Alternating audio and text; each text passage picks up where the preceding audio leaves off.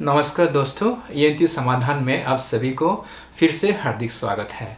मैं हूं डॉक्टर जेगो ओरी। आज का विषय है how to prevent and identify the impending suicide during COVID pandemic. और आज बहुत इम्पोर्टेंट डे है, 10 सितंबर 2020। We observe this day as World Suicide Prevention Day. इसी दिन हम सुसाइड और सुसाइड अवेयरनेस के बारे में हम बात करते हैं। और इस साल का जो थीम है वो भी working together to prevent suicide. इस पेंडेमिक में हम देखा गया है कि नॉट ओनली इन इंडिया, हमारे स्टेट में अरुणाचल प्रदेश में भी more than 12% has committed suicide during this entire pandemic. तो इसलिए आज हम बात करेंगे इम्पेंडिंग सुसाइड को किस तरह से हम आइडेंटिफाई कर सकता है और किस तरह से हम प्रिवेंट कर सकता है। बेसिकली लोग क्यों सुसाइड करते हैं? सुसाइड करने का जो कारण है उसको ब्रॉडली दो भागों में डिवाइड किया गया है। एक तो है प्री एग्जिस्टिंग डिप्रेशन, उसको कुछ डिप्रेशन प्री एग्जिस्टिंग डिप्रेशन है, या तो फिर मेंटल इलनेस। ये दो कारण से ये सुसाइड किया जाता है। अब देखते हैं डिप्रेशन के बारे में। डिप्रेशन क्या चीज़ है और डिप्रेशन का कारण क्या चीज़ है? डिप्रेशन ये एक परसिस्टेंट अनशेकेबल डार्क फीलिंग, ये जो हमारा रोज़मर्रा में जो ज़िंदगी में हम दुखी हो जाता है, ये एक्चुअली डिप्रेशन नहीं है। डिप्रेशन का मतलब कि आप परसिस्टेंट दुखी रहते हैं और वो जितना समझाने से भी आपको ये दुख से बाहर नहीं हो पाता है, तो इसको बोलता है डिप्रेशन। और डिप्रेशन का क्या क्या कारण हो सकता है?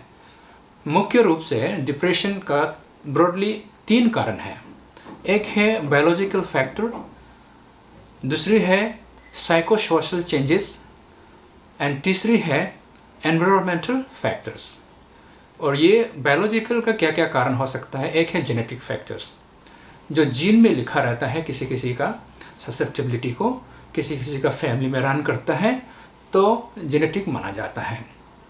और एक है न्यूरोट्रांसमीटर डिप्लेशंस, मीन्स हमारा बदन में, हमारा ब्रेन में सर्टेन न्यूरोट्रांसमीटर ज़रूरत पड़ता है हमको थिंकिंग और रीजनिंग के लिए। अगर उसमें कुछ डिप्लेशन हो जाता है तब भी लोग डिप्रेशन में चला जाता है।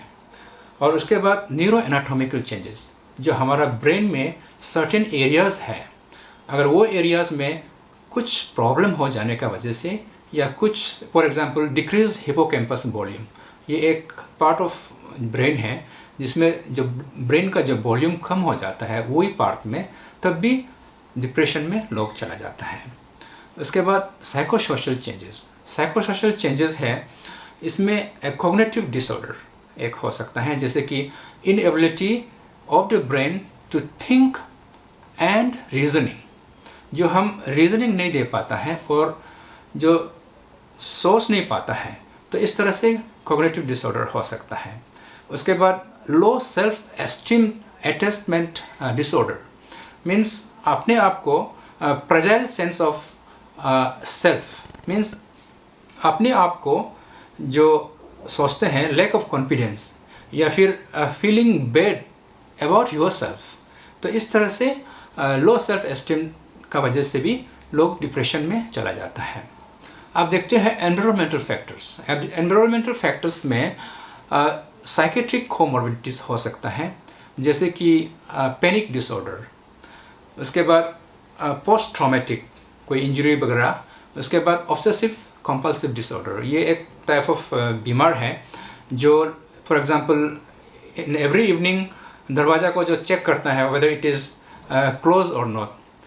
दरवाज़ा क्लोज है फिर भी वो जाके बार बार चेक करते हैं। तो इस तरह से जो ऑब्सेसिव कंपल्सिव डिसऑर्डर जो बोलता है, तो ये भी एक साइकेट्रिक कोमॉर्बिड माना जाता है। उसके बाद सब्सटेंस एब्यूजेस, जो कोई ड्रग लेते हैं, उसके बाद अल्कोहल डिपेंडेंस, तो ये सब कंट्रीब्यूट करता है एनवायरमेंटल फैक्टर्स में कि लोग डिप्रेशन में चला जाता है। अब देखते हैं सुसाइड का क्या क्या रिस्क फैक्टर्स है। अगर हम सेक्स में देखा जाए, मेल और फीमेल में सुसाइड होने का चांसेस ज़्यादा होता है।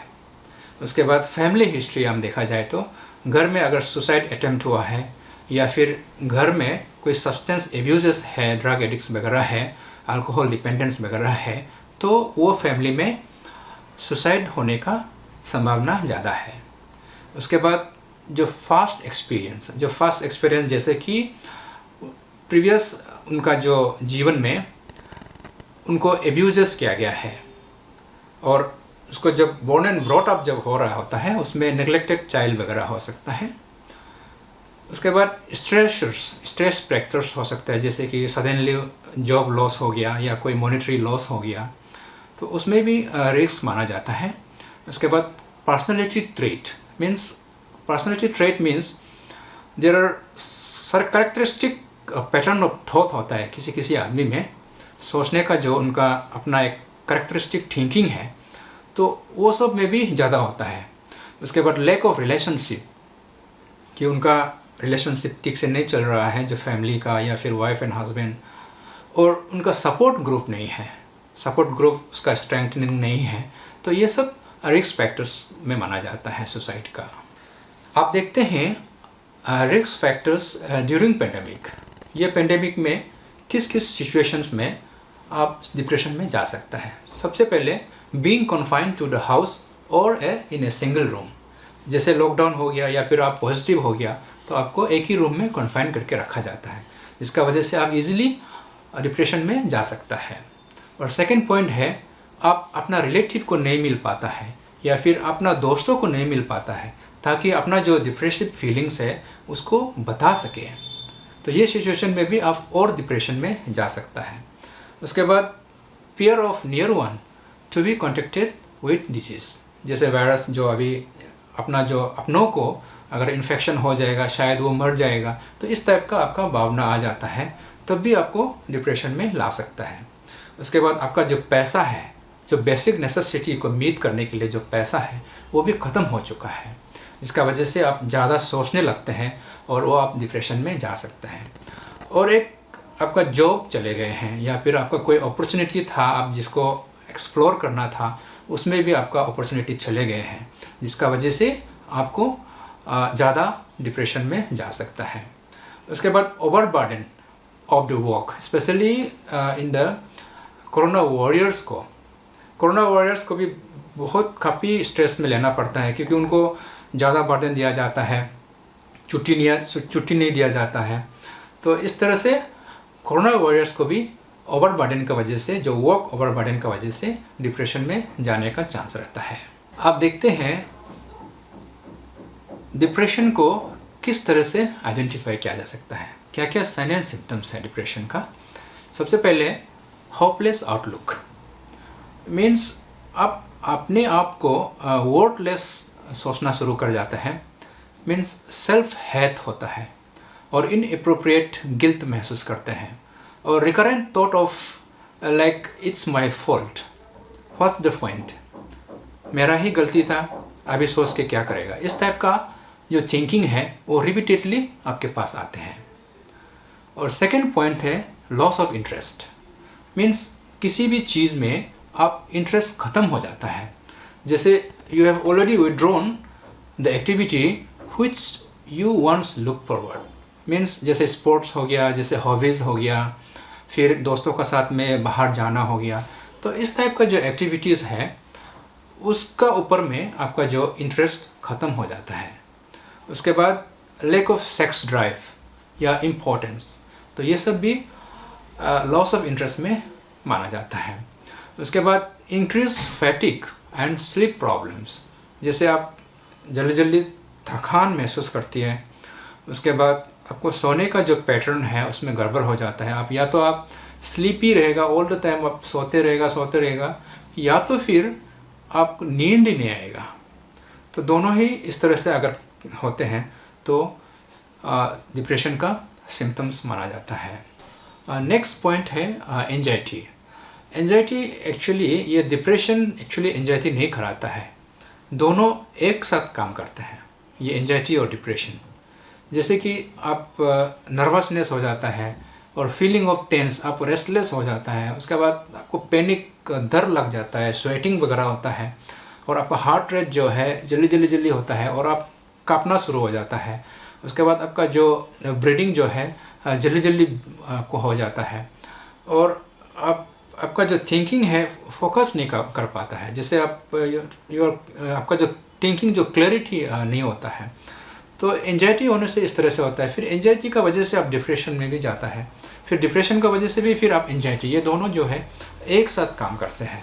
आप देखते हैं हमारा जो इरिटेबिलिटी इन मेन, ये भी बहुत डिप्रेशन का सिम्टम्स है। जैसे बहुत एस्केपिस्ट होगा, हाई रिस्क बिहेवियर करेगा, जैसे सब्सटेंस एब्यूज़ होगा, अल्कोहल ड्रग वगैरह लेंगे, और मिसप्लेस्ड एंगर होगा, जहाँ तक गुस्सा होता है विदाउट एनी रीज़न। और men are less likely to recognise depression और सीक ट्रीटमेंट फॉर इट।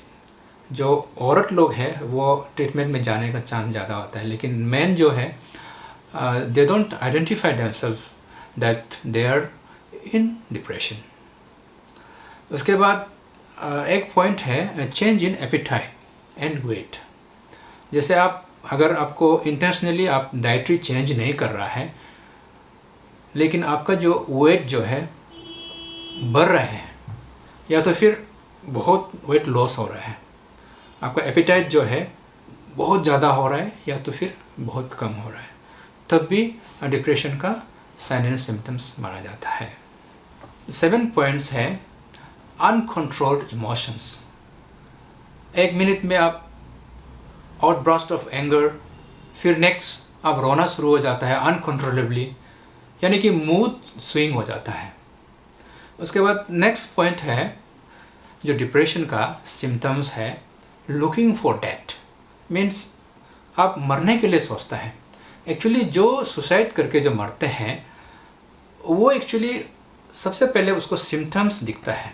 अगर अच्छा से आप ऑब्जर्व करेगा तो वो या तो वो अटेम्प्ट कर चुका है, पहले फर्स्ट अटेम्प्ट कर चुका है, या तो वो अपने आप को हार्म कर चुका है। लोग उनका ऊपर बात करते हैं कि इन्होंने तो मरने की कोशिश किया था, और उनको एक रिकरेंट सुसाइडल आइडिएशन, जो मरने का जो मरेगा इस टाइप का एक सुसाइड का जो आइडिया जो हमेशा रिकरेंट आता है।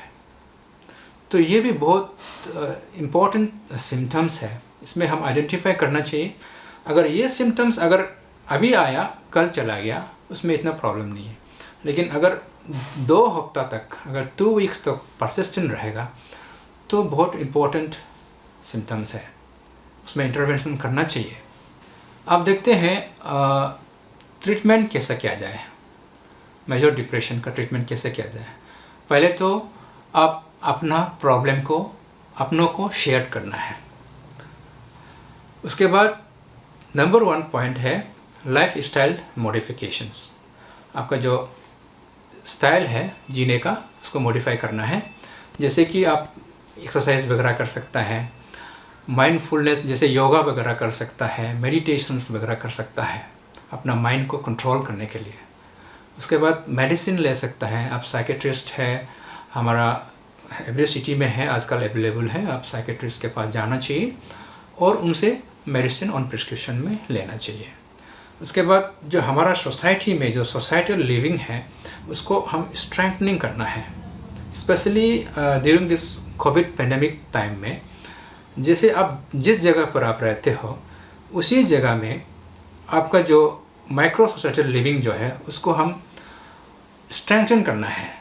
जैसे आप जिस सोसाइटी में रहते हो, जिस सेक्टर में रहते हैं, उसका जो आसपास में अगर कोई कोविड पॉजिटिव वाला है या फिर कोई लॉकडाउन में बैठे हैं या फिर कोई वीकर सेक्शंस है, उनका ऊपर आप हेल्प करना चाहिए।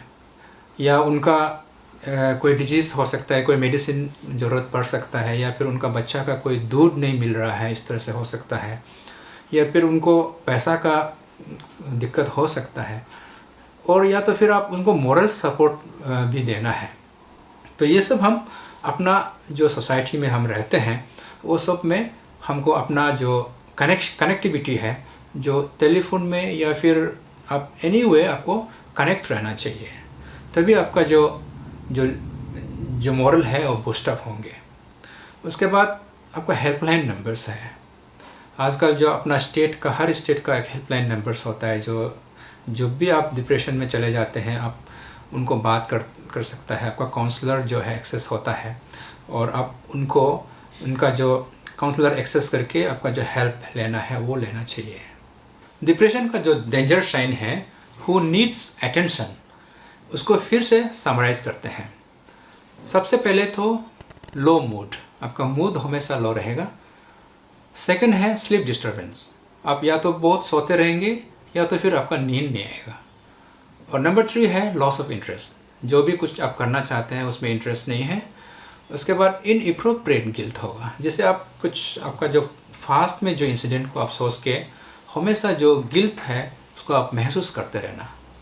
उसके बाद लो एनर्जी, आपको जो एनर्जी नहीं मिल रहा है, आप कुछ भी चीज़ करना चाह रहा है लेकिन आपको एनर्जी बिल्कुल नहीं है, इस तरह से आपको महसूस करना।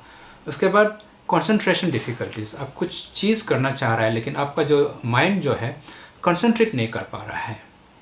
उसके बाद 7वां नंबर है एपिटाइट चेंजेस, या तो आपका एपिटाइट बहुत ज़्यादा होंगे या तो फिर बहुत कम होंगे।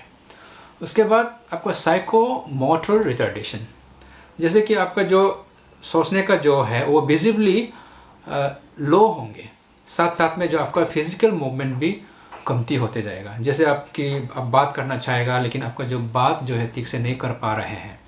तो इस टाइप का जो पैरामीटर्स हैं, ये सब डेंजर साइन ऑफ डिप्रेशन और इट नीड्स अटेंशन।